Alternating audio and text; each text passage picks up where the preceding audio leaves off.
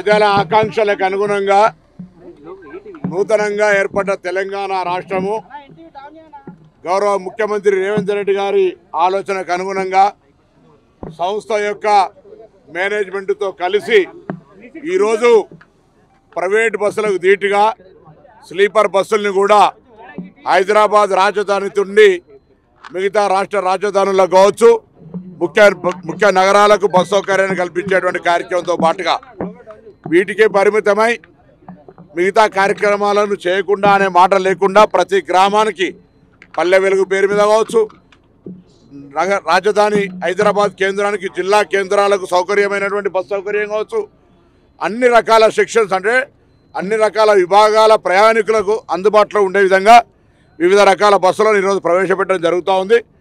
దాదాపు 1050 బస్సులు జూన్ మాసంలోగా మరి ఇక్కడికి ప్రజలు అందుబాటులో వస్తాయి. ఈరోజు 80 బస్సుల్ని మరి వివిధ డిపోలకు ఎక్కడైతే రిక్వైర్మెంట్ ఉందో దాని ప్రకారంగా పంపడం జరుగుతూ ఉంది. ఇవి కాక గౌరవ ముఖ్యమంత్రి గారు నిన్న చెప్పడం జరిగింది, దాదాపు 1000 ఎలక్ట్రానిక్ బస్సులకు హైదరాబాద్ నగరానికి సంబంధించి మిగతా ముఖ్య పట్టణాల్లో కాలుష్యాన్ని నివారించాలనే ఆలోచనతో 1000 వరకు ఎలక్ట్రానిక్ బస్సులను కూడా కొనుగోలు చేసేటువంటి ఒక ప్రక్రియ.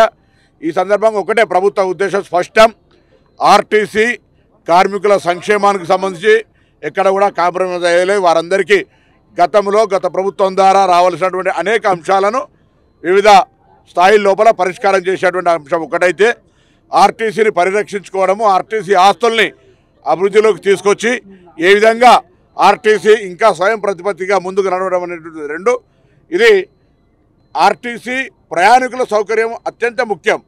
ఈరోజు ఆర్టీసీ ప్రయాణికులను దాదాపు రోజు 45 లక్షల మంది పైగా ఇటువంటి ఇంత పెద్ద సంస్థ లోపల ప్రయాణం చేస్తూ ఉన్నారంటే వారికి సంబంధించినటువంటి దాదాపు 364 బస్ స్టేషన్ల లోపల ఉండే సౌకర్యాలు కావచ్చు, అక్కడ ఉండబడేటువంటి వాళ్లకు బస్సు టైమింగ్స్ కావచ్చు, ఇతరత్ర అనేక అంశాలు చాలా కష్టమైనప్పటికీ కూడా ఆర్టీసీ సిబ్బంది సమర్థవంతంగా పైనుంచి హెడ్ ఆఫీస్ నుంచి కింది దాకా సమన్వయంతో టెక్నికల్ ఐటీ యొక్క ఇన్వాల్వ్మెంట్ తీసుకొని ముందుకు పోతా ఉన్నాం.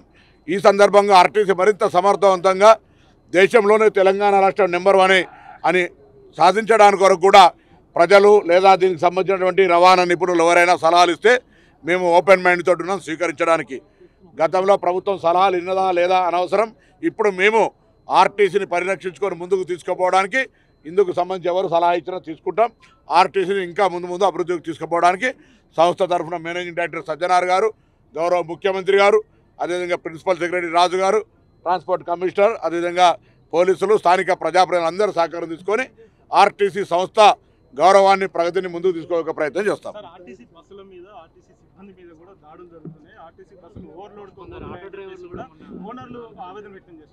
ఇప్పుడు ఆర్టీసీకి సంబంధించి కార్మికులను రక్షించుకునే బాధ్యత మాది, దాడులను సహించేదే లేదు. ఆర్టీసీ కుటుంబం ఇదంతా, ఆర్టీసీ కార్మికులకు పూర్తిగా అండగా ఉంటాం. అయితే మేము కూడా ప్రయాణికుల పట్ల మర్యాదగా ఉన్నది.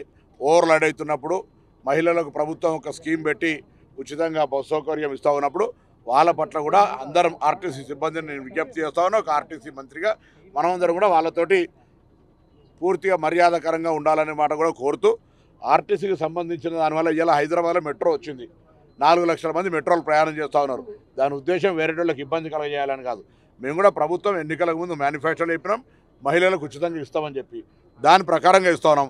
దీని పర్యావసనం ఇంపాక్ట్ ఎవరి మీద పడి ఎవరికైనా ఇబ్బంది కలిగితే ప్రభుత్వం వారి పట్ల కూడా సానుకూలంగా ఉంది.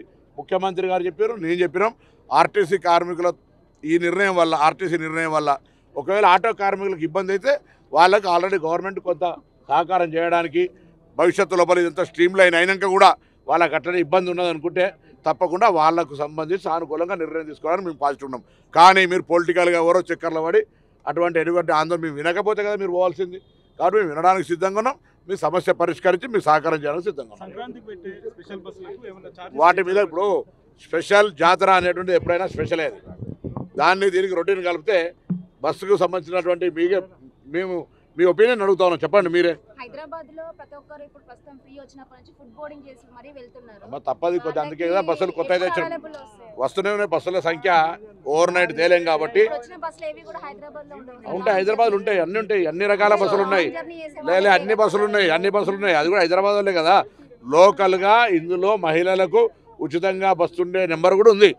అన్ని కేటగిరీల కానీ అందుకే ముందు చెప్పిన, నాట్ ఓన్లీ హైదరాబాద్ నుంచి మిగతా రాష్ట్రాల రాజధానులకు, హైదరాబాద్ నుంచి మిగతా జిల్లా హెడ్ క్వార్టర్స్కు కాదు, హైదరాబాద్లోతో పాటుగా మిగతా జిల్లాలలో ఉన్న డిపోలల్లో ఏ మహిళలు ఉపయోగించుకునేటువంటి సౌకర్యానికి ఉపయోగపడే కేటగిరీ బస్సులు కూడా ఉన్నాయి. అందరూ అట్లా చూద్దాం. ఇప్పుడు వాళ్ళంతా కూడా మన కుటుంబ సభ్యులు, వాళ్ళంతా అటువంటి రద్దీకి సంబంధించి నిన్ననే మేము ఆర్టీసీ రివ్యూ చేసినాం. ఎక్కడెక్కడైతే స్టూడెంట్స్ బస్ పాస్ వాడుతూ ఉన్నాం అంటే అది అబ్బాయిలు కావచ్చు, విద్యార్థులు కావచ్చు, ఆ రద్దీ సమయం లోపల ఏ విధంగా చర్యలు తీసుకోవాలి, మిగతా పీక్ టైం లోపల ఉండేటువంటి ఒక ఉద్యోగస్తులో లేకపోతే మేల్ కొరకు ఉండబడేటువంటి విధంగా ఏ విధంగా తీసుకోవాలి, మహిళల కొరకు సంబంధించి అనేది అది సర్దుకుంటుందని అనుకుంటారు. సర్దుకోకపోతే దాని మీద కూడా ఒక నిర్దిష్టమైన నిర్ణయం తీసుకుంటారు.